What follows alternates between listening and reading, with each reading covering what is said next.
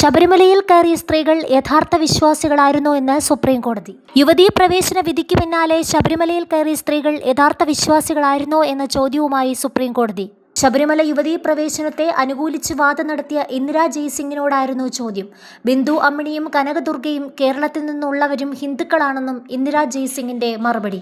ശബരിമലയിൽ പോയ ശേഷം ബിന്ദു അമ്മിണിക്ക് ആൾക്കൂട്ടമർദ്ദനമുണ്ടായി എന്നും ബിന്ദുവിന് കേരളത്തിൽ നിന്ന് മാറി നിൽക്കേണ്ടി വന്നു എന്നും ഇന്ദിര ജയ്സിംഗ് വാദിച്ചു. അപ്പോഴാണ് ഇരുവരും യഥാർത്ഥ വിശ്വാസികളാണോ എന്ന് ബെഞ്ചിലെ ഏക വനിതാ ജഡ്ജി ചോദ്യം ഉന്നയിച്ചത്. രണ്ടുപേരും ഹിന്ദുക്കളാണ്. സർക്കാരിൻ്റെ സഹായത്തോടെയാണ് മല കയറിയത്. ഇതിന് പിന്നാലെ ഇരുവർക്കുമെതിരെ വലിയ അതിക്രമം ഉണ്ടായി. ബിന്ദു അമ്മിണി കേരളം വിട്ടു. കനകദുർഗയെ കുടുംബം പുറത്താക്കി. ഈ 2 പേർക്ക് ശേഷം ശബരിമലയിൽ സ്ത്രീകളെ പ്രവേശിപ്പിക്കാൻ കേരള സർക്കാർ അനുവദിച്ചില്ലെന്ന് അഭിഭാഷക വാദിച്ചു. 10 വയസ്സ് മുതൽ 50 വയസ്സ് വരെയുള്ള വിശ്വാസികൾ മല കയറാൻ താൽപ്പര്യപ്പെടുന്നില്ലെന്ന് ജസ്റ്റിസ് നാഗരത്ന പറഞ്ഞു. യഥാർത്ഥ ഭക്തർ കാത്തിരിക്കാൻ തയ്യാറാണെന്നും നാഗരത്ന നിരീക്ഷിച്ചു.